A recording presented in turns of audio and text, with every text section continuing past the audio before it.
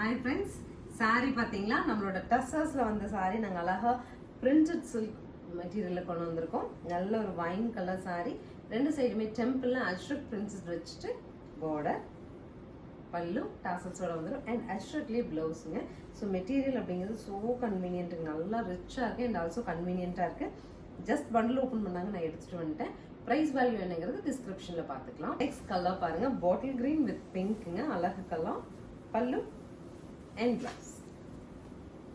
Next is chiku color with magenta shade of pink, pallu and blouse. Next பாருங்க blue, அழகா நமக்கு mehndi greenல contrast, saree ஒரு draping view இந்த மாதிரி. Next color பாருங்க pink to green, pallu and blouse.